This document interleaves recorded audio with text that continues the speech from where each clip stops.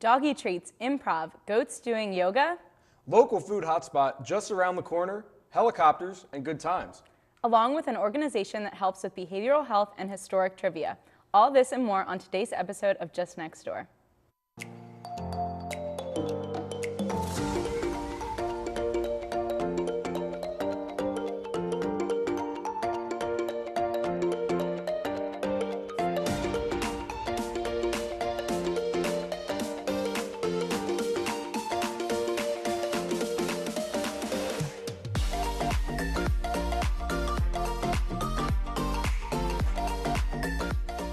Hello and welcome to Just Next Door, the show that takes you through exciting places in Philly, all from the comfort of your own home. I'm Josh Abrams. And I'm Gia Lancey. We have a lot of fun and interesting places and people to get to on today's show, so let's jump right into it.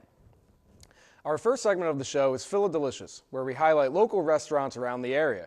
For this show, we are just going off LaSalle University's campus to visit Pauline's, where Just Next Door correspondent Sean Kelly got the inside scoop on why this is such a hot spot for students. On this edition of Philadelicious, we're going to keep things close here in the neighborhood of Germantown, where Pauline's Deli is a staple for LaSalle students and for the Germantown community for a quick bite to eat. Let's take a step inside. Pauline's Deli, located on the campus of LaSalle University, has just recently opened for students and people from all around for a quick meal. We spoke to the owner about how this place means a lot and takes pride in good food. It's something that I have a lot of fun working with a lot of young people here in LaSalle, with the students and all the staff members. It means almost like my regular day from 5, I get off 5, then come here, stay until 9 and go home 10 o'clock. It's like home my day is in here. So I usually close almost my whole life in here. Okay, it means a lot, yes. Pauline's carries a wide variety of options from breakfast, lunch, and dinner, and the food has a positive effect on the business as a whole. Whenever I see the students, they all get all happy and asking how was my break, and some people say, I miss you guys, Those giving me super energy, making me really feel good about what I'm doing, yes. And we have great neighbors. I have no problem. They support me. Sometimes they come, asking me how is business, business is okay. Also the faculty members, really, I appreciate that. Whenever students have a break, they come here to support us. I am really thankful for, and I really appreciate that. Well, the food looks good, doesn't it? Made me hungry. I know you are too.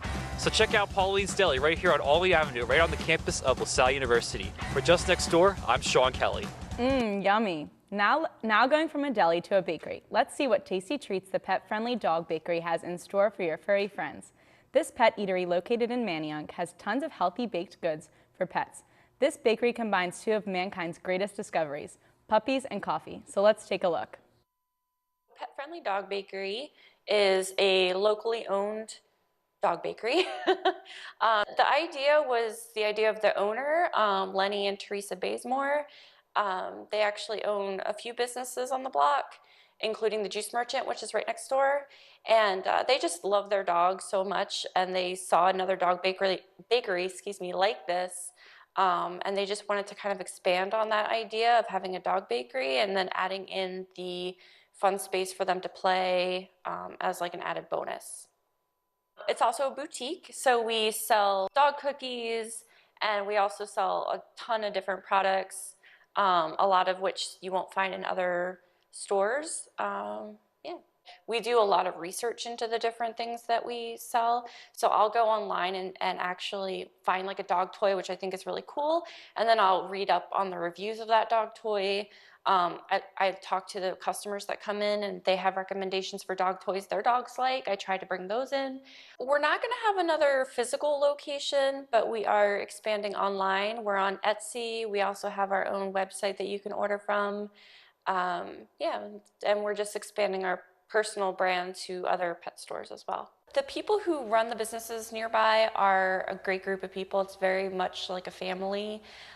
They've been very nice and welcoming us to the neighborhood. Well, we specialize in dog birthday parties. We've had a dog wedding here before. We've had dog quinceanera and all different types of parties that we host for people. But we also have free parties on the weekends for different breeds, or we have a dog prom coming up that's free. We also do fun local events like anything that's happening in Manayunk, we try to be a part of as well.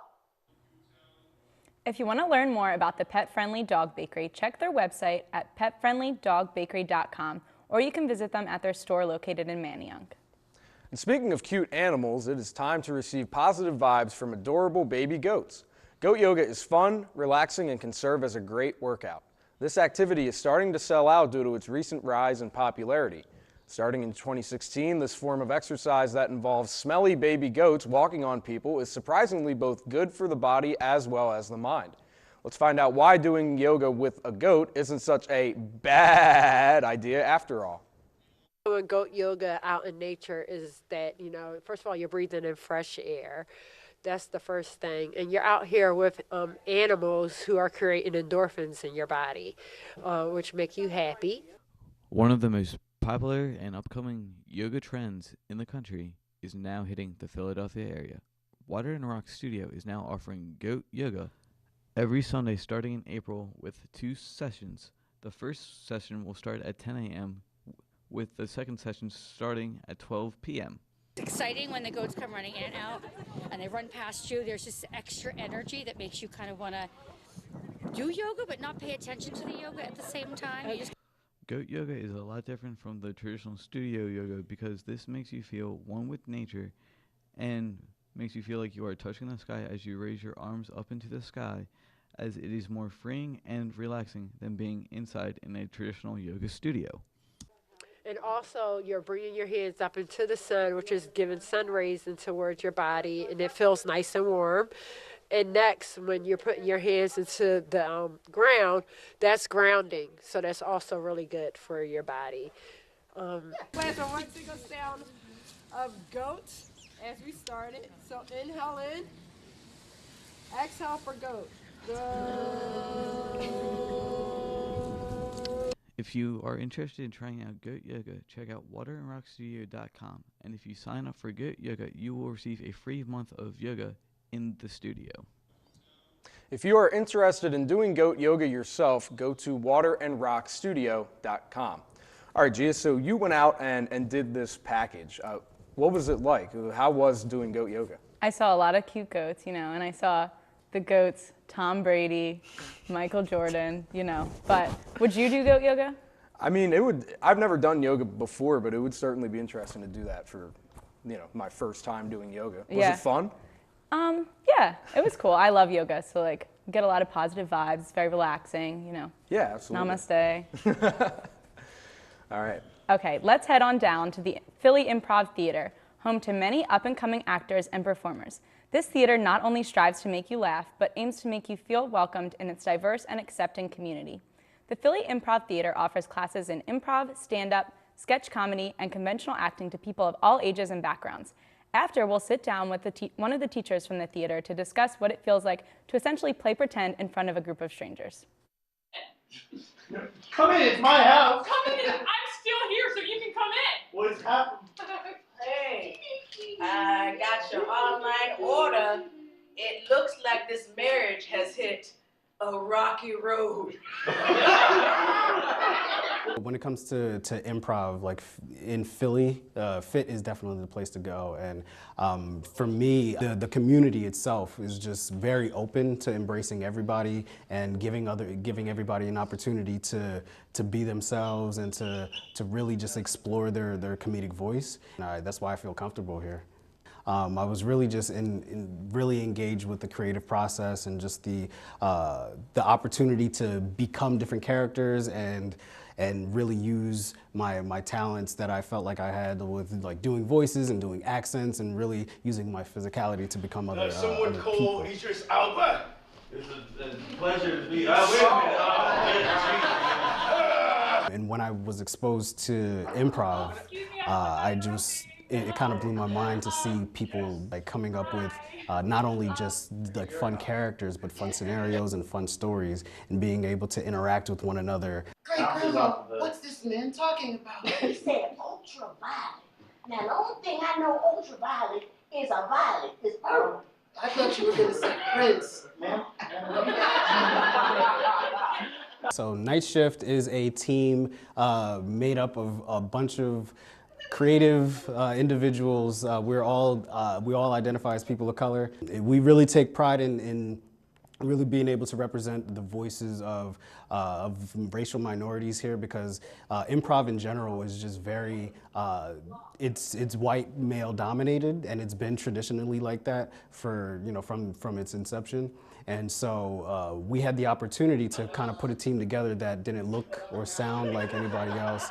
And once we had the opportunity to have a platform, not only use the platform for ourselves, but use the platform for other comedians as well. Ask me what my Instagram name is. What is your Instagram name? McCullough Culkin.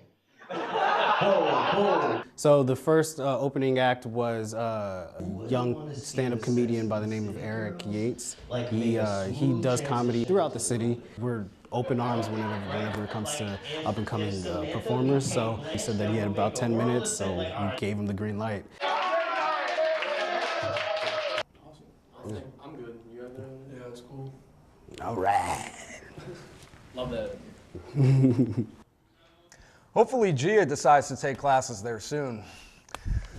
Anyways, we are now sitting with longtime improv teacher and performer Frank Farrell. Frank, thank you so much for joining us. Yeah, thank you for having me. I guess we'll start off by asking you, tell us a little bit about yourself and how did you get into improv? Well, actually, I started doing improv here at LaSalle. I'm a class of 2012, and I was on Improv 101.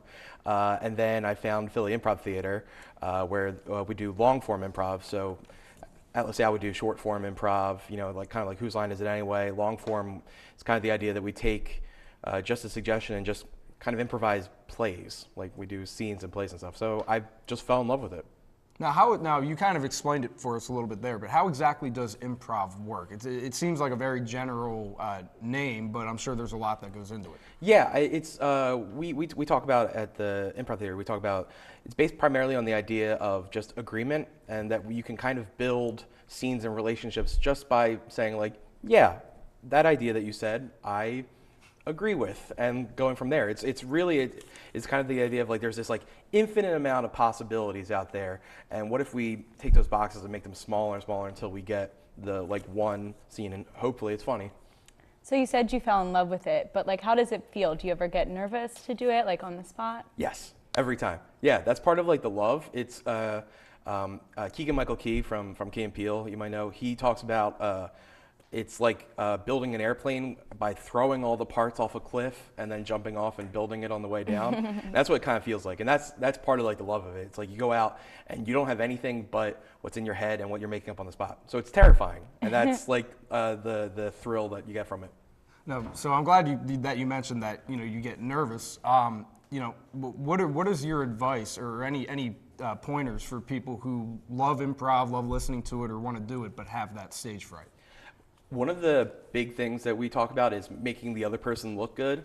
That's kind of how I've always gotten rid of my nervousness, is that I can make myself look stupid. That's fine. But as long as I do my job of like making, you look good, and you like if everyone walks away and says like, oh my gosh, Josh was the star of the show, or like, gee, you did so fantastic, then that would be me going like, yes, I did my job. I like made that person shine. So it helps take like a lot of the focus off of you and put it on, I'm going to do my best for my teammate. Can you talk about the different types of improv, like the musical improv and things like that? Yeah, basically improv, it allows you to do anything. There's musical improv where people are literally making up songs on the go. They'll usually have like a pianist or maybe a full band, and they kind of just build a whole musical. There's silent improv, there's Shakespeare improv, where they improvise literally the way Shakespeare wrote with iambic pentameter, which is very hard to do.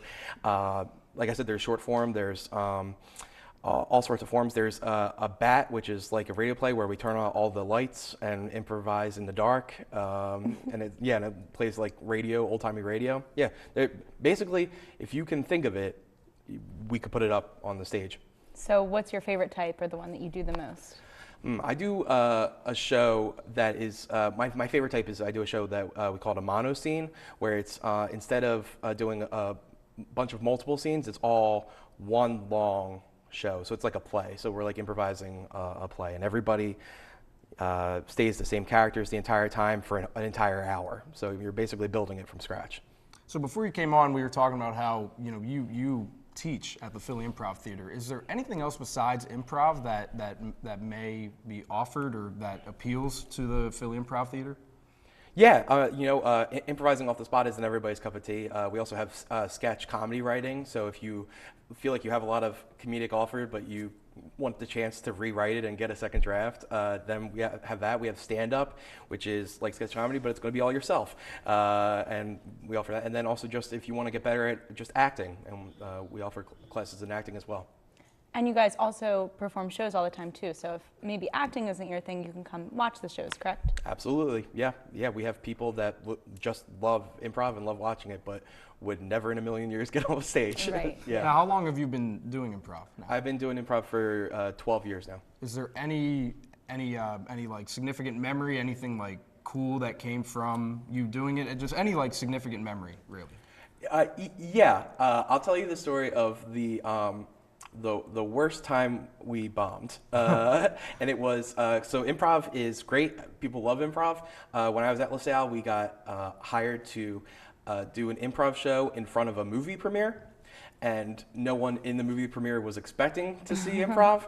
And all the people in the audience started shouting, play the movie over us. And that just makes me laugh to think about now. And that was the only thing that popped in my head. Yeah. So what's it like teaching improv? Teaching improv is the best.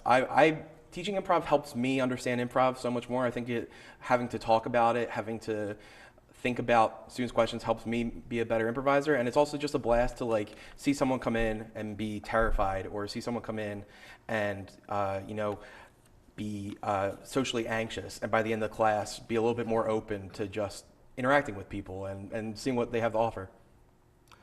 So I guess I kind of asked this earlier, but what is the one thing that you would say to someone who has stage fright, that doesn't want to get up on stage and perform in front of people?